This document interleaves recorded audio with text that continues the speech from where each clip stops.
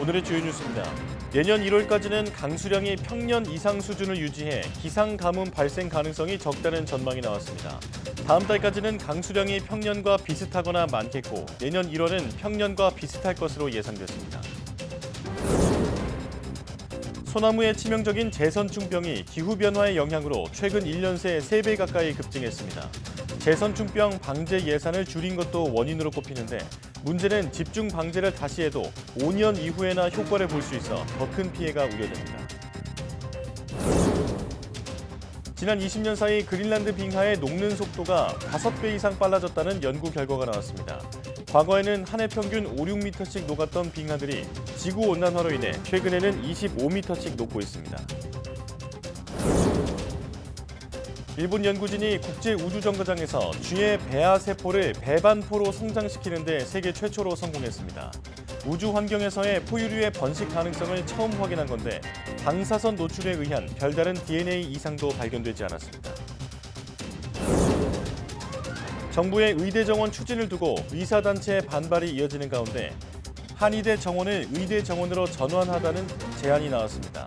의사와 달리 한의사 수는 넘쳐나는 만큼 의료체계 안에서 인력을 조정하자는 건데 한의계와 의료계 모두에서 일단 긍정적인 반응입니다.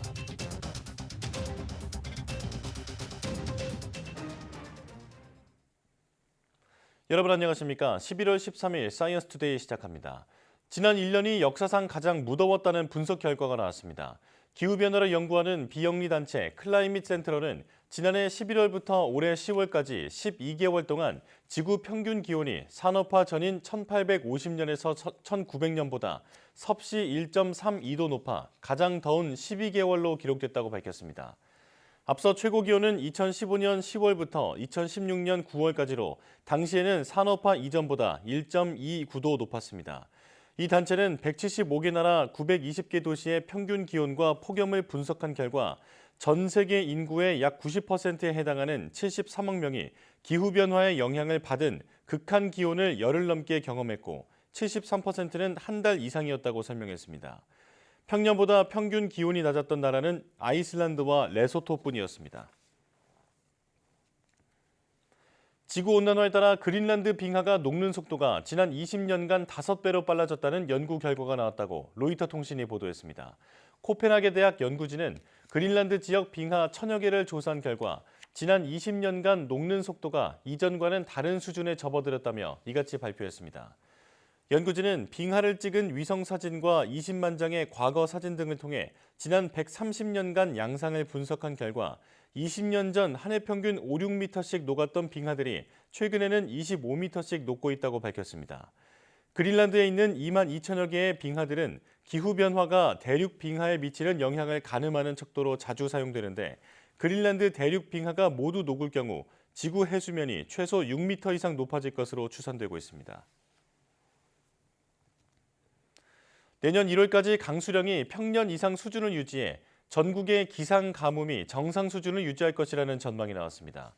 행정안전부는 11월부터 내년 1월까지 3개월간 전국 가뭄 상황에 대한 예경보를 발표했습니다.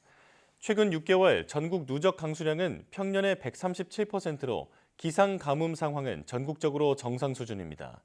기상 가뭄은 특정 지역의 강수량이 평년 강수량보다 적어 건조한 상황이 일정 기간 이상 지속하는 현상을 뜻합니다. 11월과 12월 강수량은 평년과 비슷하거나 많겠고 내년 1월은 평년과 비슷할 것으로 예상됩니다. 농업용 저수지의 전국 평균 저수율은 81%로 평년의 119%입니다. 소나무에 치명적인 피해를 주는 재선충병이 최근 2년 새 3배 가까이 급증한 것으로 나타났습니다. 기후변화로 재선충 활동 기간이 늘어나는데 방제 예산을 계속 줄인 것이 원인으로 꼽힙니다. 내년도 방제 활동의 강도가 재선충병 확산 정도를 판가름하는 고비가 될 것으로 보입니다. 김진두 기자입니다. 포항 부근에 있는 숲입니다. 녹색 수목 사이에 노랗게 변한 소나무가 보입니다. 치명적인 재선충에 감염돼 말라 죽은 겁니다. 매개충인 솔수염 하늘소가 나무에 알을 낳고 그 알이 유충이 되면 재선충이 침투합니다. 감염된 유충이 성충이 된 뒤 소나무 잎을 갉아먹을 때 재선충이 옮겨가는 방식으로 병이 퍼집니다. 지난 2014년 200만 그루 넘게 감염되는 대확산 이후 감소세를 보이던 재선충병이 올해 갑자기 100만 그루를 넘겼습니다. 2년 새 3배 가까이 급증한 겁니다. 가장 큰 원인으로는 기후변화가 꼽힙니다.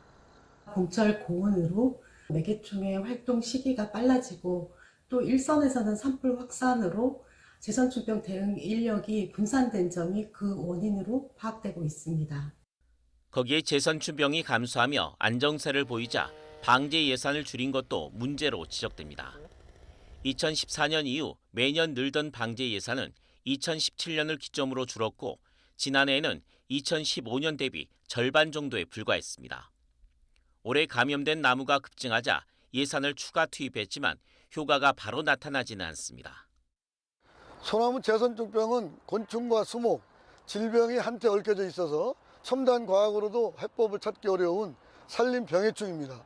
따라서 제선충병의 확산을 막으려면 꾸준한 관심과 함께 매년 지속적으로 방제에 나서는 것이 최선의 대처법이라고 할 수 있습니다.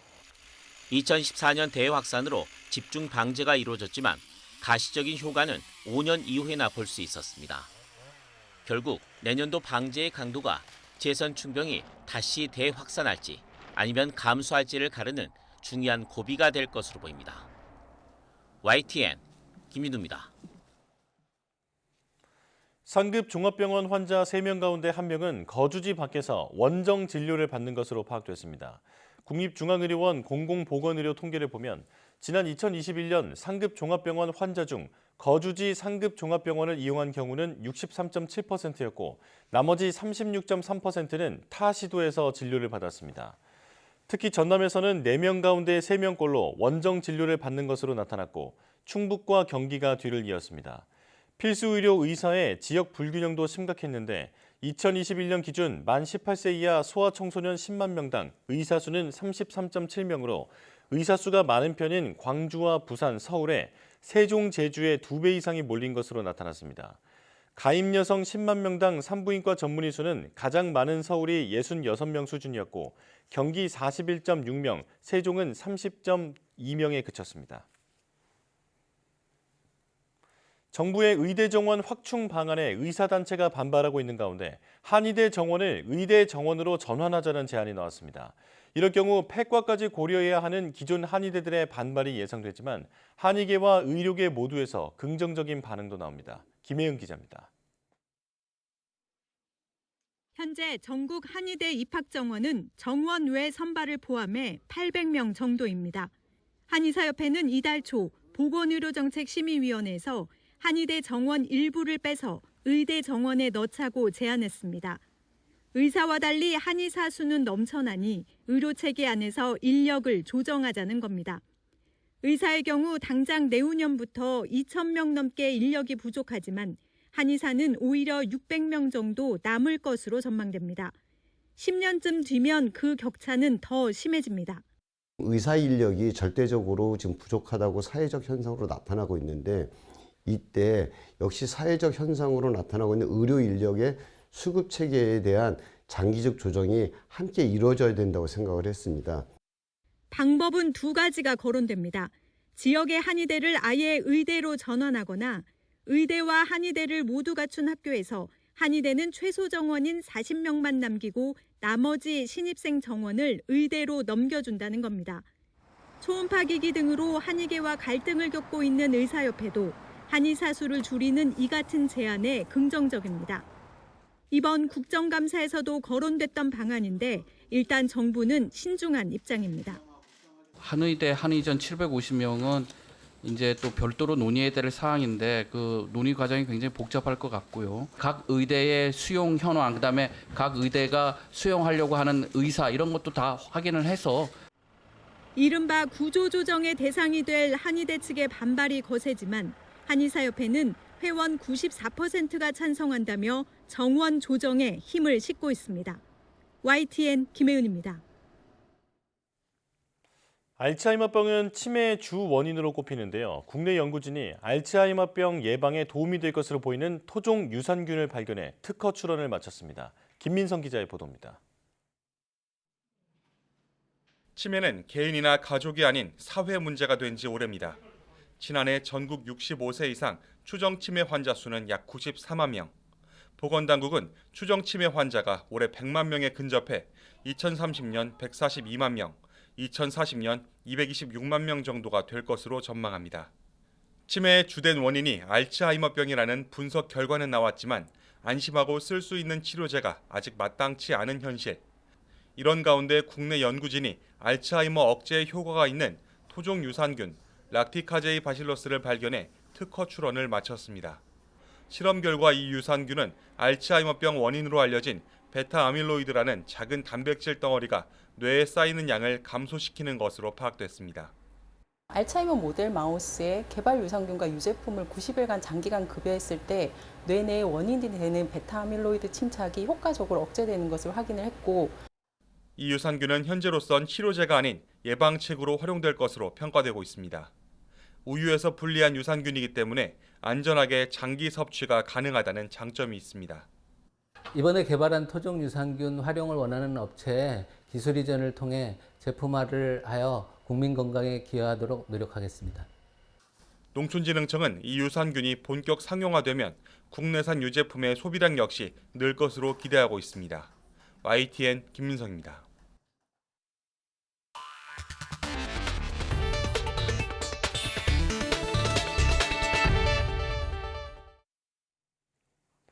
일본 연구진이 세계 최초로 우주에서 쥐 배아를 배양하는 데 성공했습니다. 무중력 상태에서의 포유류의 번식 가능성을 처음 확인한 건데 우주에서 인간의 임신과 출산 가능성에 관심이 모아지고 있습니다. 양회영 기자입니다. 화성 거주 프로젝트에 참여한 유일한 여성 우주인. 뒤늦게 임신 사실을 알게 되고 화성에 도착하자마자 아이를 출산합니다. 영화는 화성에서 태어나 자란 한 소년이 아빠를 찾기 위해 처음으로 지구 여행을 떠나면서 벌어지는 일들을 그렸습니다. 영화에서처럼 우주에서 임신과 출산이 정말 가능해질까? 일본 연구진이 국제우주정거장에서 쥐의 배아세포를 성장시키는데 세계 최초로 성공했습니다. 연구팀은 우주 환경에서 배아의 생존 가능성을 확인하기 위해 임신한 쥐의 수정란을 냉동시킨 뒤 지난 2021년 8월 스페이스X 로켓에 실어 국제우주정거장으로 보냈습니다. 이후 냉동된 배아를 해동한 뒤 특수장치에서 나흘 동안 배양한 결과 배아가 태아와 태반을 만드는 전구세포인 배반포로 성장했습니다. 또 지구로 가져와 DNA를 분석한 결과 방사선 노출로 인한 별다른 이상도 발견되지 않았습니다. 중력 유무가 배아의 초기 분화에 영향을 미치지 않은 겁니다. 포유류가 우주에서 번식할 수 있다는 가능성을 확인한 이 연구 결과는 지난달 27일 국제학술지 아이사이언스에 발표됐습니다. 우주에서 우리가 생식이 가능하다라는 그냥 아주 원초적인 의미도 될 수 있고요. 배아를 4일 넘게 우주의 극한 환경에서 배아할 수 있다 하는 거는 배아를 해동하고 배양하는 기술, 이 전반적으로 옛날에 비해서 우수해졌다라는 의미가 되고요. 지난 2020년 중국 연구진도 우주에서 배아를 성장시키는 데는 성공했지만 배반포 형성률이 떨어지고 배아세포에 심각한 손상이 발생해 연구가 실패로 끝난 바 있습니다. 일본 연구진은 이번에 국제우주정거장에서 배양한 배반포를 쥐에게 이식해 실제로 출산까지 가능한지 확인할 계획이라고 밝혔습니다. YTN 사이언스 양우영입니다. UAM 도심 항공교통 사업의 합종 연횡에 속도가 붙고 있습니다. 내후년 상용화를 앞두고 하늘을 나는 택시를 운영할 지역을 선점하려는 대기업 컨소시엄들의 경쟁이 벌써 치열합니다. 이승윤 기자입니다. 현대자동차와 KT, 대한항공, 인천공항, 현대건설이 참여한 UAM 컨소시엄 K-UAM 원팀. 인천시와 도서지역, 도심을 잇는 UAM 운용체계를 수립하는 업무 협약을 체결했습니다. 한화시스템과 한국공항공사, SK텔레콤, 팀의 모빌리티로 구성된 K-UAM 드림팀 컨소시엄은 신세계 프로퍼티와 업무 협약을 체결했습니다. 화성 송산 그린시티에 개발 중인 테마파크와 골프장, 스타필드, 숙박시설, 공동주택을 더한 복합 도시에 UAM을 도입하는 내용입니다. 또 세종과 충청권, 제주, 대구, 경남 등 가장 많은 지자체와 손잡은 상태입니다. LGU+와 카이, GS건설, GS칼텍스의 UAM 퓨처팀도 진주시 경상국립대와 업무협약을 체결했습니다. 이처럼 경쟁은 점점 치열해지는 양상입니다. 제조, 건설, IT, 또 서비스 이것을 망라하는 그런 글로벌 시장 규모를 선점하기 위해서 대담한 도전을 시작한 걸로 알고 있습니다. 이와 달리 UAM 사업 내 특정 영역에 집중한 기업들도 있습니다. 대우건설과 제주항공은 도심형 고층 빌딩 버티포트, 즉 수직 이착륙장과 UAM 비행을 관리하는 운항관리 시스템을 선보였습니다. 현대 엘리베이터는 버티포트 내 탑승객 승하차와 UAM 경납고 이동, 자동 주차를 통합 관제할 H포트 개발에 집중하고 있습니다. 일상을 바꿀 UAM 상용화 시점이 내후년으로 확정되면서 새로운 사업 기회를 모색하려는 기업들의 발걸음이 분주해지고 있습니다. YTN 이승윤입니다. 코로나 시기를 거치면서 국내뿐 아니라 해외에서도 외국 온라인 쇼핑몰을 통해 물건을 구매하는 경우가 크게 늘었습니다. 이 해외 배송 시장을 차지하기 위한 치열한 경쟁 속에 국내에도 24시간 로봇이 관리하는 대규모 첨단 물류센터가 본격 가동됩니다. 김태민 기자의 보도입니다. 수많은 로봇이 건물 2층 높이의 적재함 위를 쉴 새 없이 움직입니다. 인천 글로벌 물류센터에서 본격 가동을 준비 중인 첨단 물류 시스템 오토스토어입니다. 이곳 오토스토어에서는 140개의 로봇이 24시간 움직이면서 7만 개가 넘는 물건 상자를 정리하고 또 작업자들에게 가져다주는 역할을 합니다. 사람이 직접 물건을 분류해 골라 담던 방식에서 벗어나 모든 게 자동으로 이뤄지는 겁니다. 공간 효율은 늘고 작업 시간은 대폭 줄었습니다. 오토스토어 도입 후 공간 효율성은 4배 늘어났고 일 처리 물량은 2만에서 3만 건으로 증가하였습니다. 물류의 시간적, 공간적 제약을 뛰어넘을 수 있도록 오토스토어와 같은 최첨단 물류 기술을 활용해 GDC 운영 역량을 높여나갈 계획입니다. 이처럼 큰 비용을 들여 첨단 물류 시스템을 구축한 건 급성장하는 국경 간 전자상거래 시장을 공략하기 위해서입니다. 코로나 시기를 거치면서 국내외를 막론하고 해외 온라인 쇼핑몰을 이용한 제품 구매가 일상화하고 있기 때문입니다. 지난 2021년 97조 원 수준이던 해외 온라인 쇼핑몰 배송 시장은 3년 뒤인 2026년 83% 늘어난 178조 원에 이를 전망입니다. 인천의 글로벌 물류센터 역시 미국의 온라인 쇼핑몰과 계약을 맺고 일본, 호주 등 해외 주문 물량만 처리하고 있습니다. 국내 경쟁보다 해외 경쟁으로 하려면은 아무래도 이제 그 물류센터의 운영 비용이나 시간 효율성 같은 것들이 굉장히 중요하게 되겠죠. 로봇이 그 일을 대표해주면은 24시간 운행을 할 수 있고. 포화 상태의 일은 국내 시장을 넘어 해외에서 활로를 찾는 기업들의 움직임이 분주한 가운데 혁신을 거듭하는 첨단 물류 시스템을 따라잡기 위한 발걸음도 점점 빨라지고 있습니다. YTN 김태민입니다. 각종 사물 인터넷 기술이 적용된 스마트 경로당이 문을 열었습니다. 게임을 즐기면서 활력도 찾고 첨단 기술로 건강 관리까지 해 어르신들에게 일석이조입니다. 유서연 기자가 다녀왔습니다. 커다란 터치패드가 있는 스마트 테이블에 어르신들이 옹기종기 모여 있습니다. 풍선 터트리기 등 다양한 게임을 즐기다 보면 웃음꽃이 활짝 피어납니다. 눌러주니까 안 되지. 소근육 발달에 도움을 주는 게임들로 인지능력 점수까지 확인할 수 있습니다. 기기라면은 그저 핸드폰 정도로 만지는 거 하고 카톡하고 막 이런 것들은 했는데 저런 게임들은 별로 한 적이 없는데요. 너무 재미를 느끼는 것 같고 자꾸 하고 싶어요. 그래서 경로당 자꾸 오고 싶고. 동네 어르신들의 사랑방이 스마트 기기와 사물 인터넷 기술을 적용한 첨단 경로당으로 탈바꿈했습니다. 일산화탄소 감지 센서뿐만 아니라 어르신들의 위기 상황을 감지하고 신고하는 기술도 곳곳에 숨어 있습니다. 살려달라고 외치면 기기가 목소리를 감지해 알림을 보내고 관리 업체가 즉시 119에 신고합니다. 살려주세요. 119로 연결합니다. 실제 상황이 아니라면 취소 버튼을 눌러주십시오. 혈압과 체성분 측정 결과는 건강관리업체로 전송되는데 데이터 분석에서 건강 이상 징후가 발견되면 어르신들에게 알림이 전송됩니다.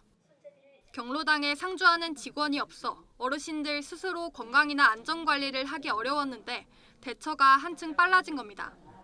각종 센서를 통한 스마트홈 기능을 도입해서 편리하고 안전하게 환경 개선을 했습니다. 경로당 관리 부담을 최소화하고 어르신들에게 디지털 교육을 통해 디지털 소외 및 격차 완화 효과가 기대됩니다. 스마트 경로당은 서울에만 오는 2026년까지 105곳으로 확대될 계획입니다. 시와 별도로 정부에서도 충남 공주와 대전 등의 스마트 경로당을 구축하는 사업을 진행하고 있습니다. YTN 유서연입니다. 사흘 앞으로 다가온 2024학년도 대학 수학능력시험. 올해는 역대 그 어느 해보다도 졸업생 응시자 수가 많은데요. 이른바 N수생 응시자가 많으면 최종 성적을 예측하기 어려워지고 상위권 경쟁이 치열해질 수 있습니다. 올해 정부의 킬러 문항 배제 방침과 함께 N수생이 늘면서 수능시험의 변수가 많아졌습니다. 신지원 기자입니다. 수능 시험을 앞둔 강의실에 긴장감이 감돕니다. 수험생들은 지금까지 공부한 내용을 돌아보며 어느 때보다 집중하는 모습입니다. 올해 수능은 졸업생 비율이 유독 높습니다. 전체 응시자 50만 4천여 명 가운데 15만 9천여 명이 N수생으로 31.7% 수준입니다. 저희는 3년을 다 코로나로 겪었다 보니까 공부 제대로 못한 아쉬움? 그런 거랑 학교 생활에 대한 아쉬움 같은 것 때문에 재수를 많이 한다고 생각합니다. 코로나19로 인한 학습 환경 변화와 함께 킬러 문항 배제와 의대 열풍 등 다른 변수도 많습니다. 특히 지난 6월 모의평가에 응시하지 않았던 8만 9천여 명이 수능에 응시한 것으로 나타나 반수생이 급증했다는 분석이 나옵니다. 입시업계에선 정부의 킬러 문항 배제 방침으로 수능 시험 부담이 줄면서 상위권 대학에 다시 도전하는 학생이 늘어난 것으로 보고 있습니다. 킬러 문항이 배제되었고 30년 만에 재수생 비율이 최대, 그리고 반수생도 최대 규모, 심지어 검정고시생도 최대 규모인 것이죠. 11월 16일 날 실제 시험장에서 이 9만 명에 가까운 학생들의 학력 수준이 어떠하느냐에 따라서 변별력이 최상위권의 의대 열풍도 N수생 증가의 배경으로 지목됩니다. 졸업생 응시자가 늘면 6월, 9월 모의평가 때보다 점수 변동폭이 커지고 상위권 경쟁이 더욱 치열해질 수 있습니다. 결과적으로는 졸업생들의 지분이 정시에서 많아진다는 얘기이기 때문에 재학생의 입장에서는 정시보다는 남아있는 수시 모집에 조금 더 집중하는 것이 관건이라고 보는 거죠. N수생 증가와 킬러 문항 배제 방침 등 유독 변수가 많은 올해 수능. 본격적인 입시 전략은 시험지를 열어봐야 가늠할 수 있을 전망입니다. YTN 신지원입니다.